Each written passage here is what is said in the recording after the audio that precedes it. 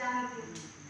तो हमें दिल में ये नियत डाल लेना शुरू करने से पहले कि हमें जो भी करती पढ़ती या फिर इंशाल्लाह आगे जाकर हमें जॉब भी मिल रहा है इंशाल्लाह, तो हमारी जान माल औलाद बच्चे जो भी हो हमें सिर्फ अल्लाह की राह में खर्च कर दी।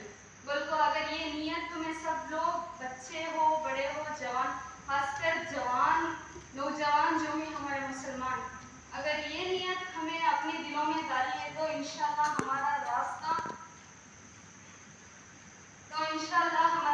अल्लाह आसान करता।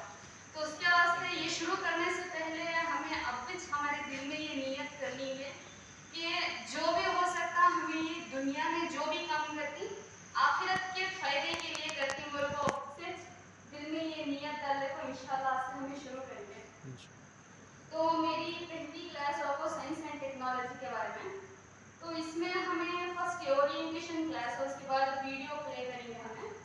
तो इम्पोर्टेंट ऑफ द एरिया मतलब साइंस एंड टेक्नोलॉजी का इम्पोर्टेंस एग्जाम के लिए क्या इम्पोर्टेंट है, कौन सा वो साइंस एंड टेक्नोलॉजी इसमें क्या इम्पोर्टेंस है, और रीसेंट ट्रेंड्स बोले तो आजकल के यूपीएससी के एग्जाम पेपर्स में प्रीवियस ईयर पेपर्स में कौन से ट्रेंड के कौन से हिसाब के क्वेश्चंस आ रहे हमें इंशाल्लाह वो भी देखते हुए चलेंगे उसमें।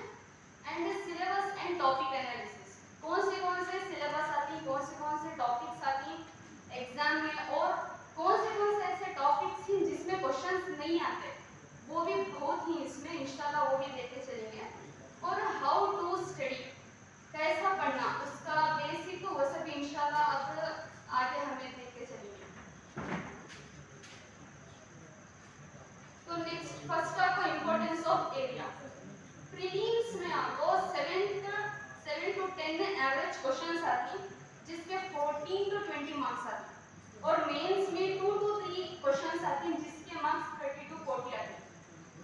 यूपीएस में 2 to 3 क्वेश्चंस आ रही बोलकर हमें इसे निगलेक्ट नहीं कर सकते, क्योंकि कई करो यूपीएससी में एक मार्क्स में भी स्टूडेंट्स फेल हो जाते, तो उससे हमें हर एक मार्क्स का वेटेज भी देखते हुए हमें हर इसको भी कॉन्सेंट्रेट डालकर एफर्ट डालना पड़ता। तो थर्ड आपको रीसेंट ट्रेंड्स में no questions from traditional core science, मतलब ट्रेडिशनल साइंस जो था जैसे कि पुराने साइंस के मेथड्स प्रॉब्लम सॉल्व करने के लिए जो ट्रेडिशनल साइंस आता उसके थ्रू से कौन से भी क्वेश्चंस नहीं आते related. Then most focus is on technology, जैसे कि अब रीसेंट टेक्नोलॉजी क्या कर रही है इंडिया में, तो जो टेक्नोलॉजी रहती है तो उसके ऊपर मोस्ट फोकस करना पड़ता है उसमें। और both day to day technology and larger technology areas important for the nature, मतलब डे टू डे टेक्नोलॉजी हमें कौन सा यूज कर रही है दिन में, तो उसका क्या इम्पैक्ट पड़ रहा हमारे ऊपर पड़ रहा, तो उसके बारे में भी इंशाल्लाह हम जानेंगे।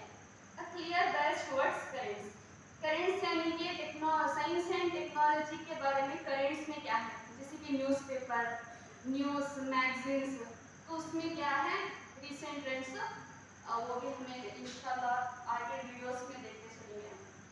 और फिर syllabus and topic analysis, prelims में जनरल साइंस एंड टेक्नोलॉजी आता और करंट रिलेटेड बेसिक साइंस आता, तो प्रीलिम्स में ज़्यादा इसका ये नहीं है, क्या बोलते हैं प्रीलिम्स को एक बार मेंस को एक बार ऐसा पढ़ना नहीं हमें, तो उसका टाइम वेस्ट हो जाता। अगर हमें मेंस कुछ पढ़ ले तो प्रीलिम्स में भी उसके क्वेश्चंस आ जाते, तो हमें मेंस में कंसंट्रेट करना। मेंस में आपको scientific development and their application and effects in everyday life, मतलब साइंटिफिक जो डेवलपमेंट है साइंस एंड टेक्नोलॉजी के बारे में, और जो एप्लीकेशन हमें रोज यूज करती और उसका एवरीडे हमारे ऊपर इम्पैक्ट क्या रहता। अब जैसे कि फॉर एग्जांपल एलईडी हमें कोई डेवलप साइंस एंड टेक्नोलॉजी का एक डेवलपमेंट जो एप्लीकेशन हमें हर दिन यूज करती और उसका इम्पैक्ट हमारे ऊपर कैसा पड़ा, हमें क्या यूज करनी, उसका इफेक्ट हो रहा कि उससे हम ना फायदा हो रहा, तो उसके बारे में जानेंगे इंशाल्लाह। और achievements of Indians in science and technology. Science and technology में इंडियंस क्या क्या अचीव कर रहे हैं, जैसे कि फॉर एग्जांपल मैं जीन थेरेपी देती हूँ। फुल वर्ल्ड में जापान पहला कंट्री जो जीन थेरेपी को अचीव किया। उसके बाद एशिया में इंडिया थर्ड थर्ड स्टेज, मतलब वो थर्ड में है, India is a third country.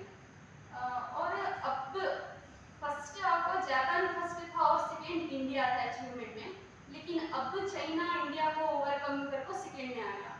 तो इंडिया के अचीवमेंट्स, और हमें देख सकते हैं कि ये आर्टिफिशियल इंटेलिजेंस इंडिया में कितना इम्प्रूव होगा है, अचीव कितना कर रहा है। जैसे कि वो एक कंपनी है ओपन एआई बोल को, जो माइक्रोसॉफ्ट भी उसमें इन्वेस्ट कर को है। ये कंपनी जो है ओपन एआई कंपनी जो आर्टिफिशियल इंटेलिजेंस इंडिया में अचीव कर रहा।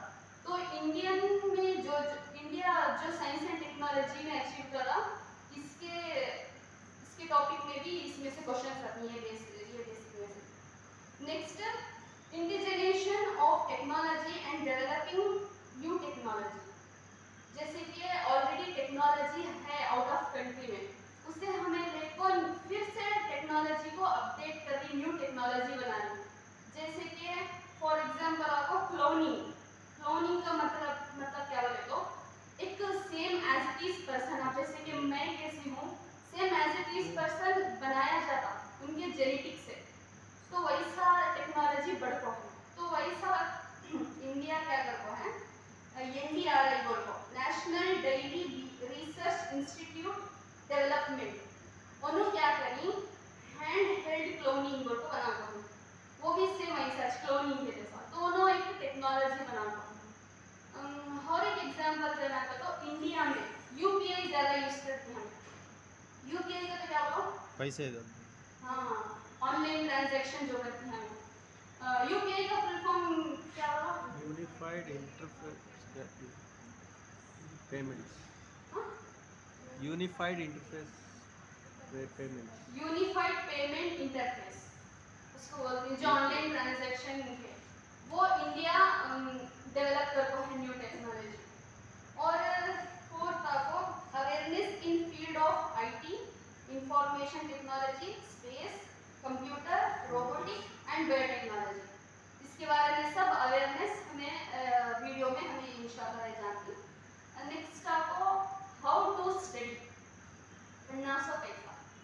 तो अब मैं आपको साइंस एंड टेक्नोलॉजी के वास्ते बेसिक क्या बोलूँ वही बोले तो 9th एंड 10th के एनसीईआरटी साइंस ओनली वो दो बुक्स, दूसरे कौन से भी रेफर करने के वास्ते नहीं बोल पाऊंगी और हमें करने में जाना नहीं।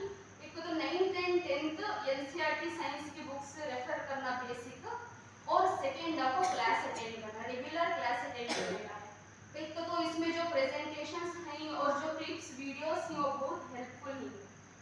नेक्स्ट आपको करंट न्यूज़पेपर्स, मैगजीन्स, न्यूज़ जिसमें न्यू टेक्नोलॉजीज जो भी इन्वेंट हो है, तो उसके थ्रू से क्वेश्चंस आते हैं।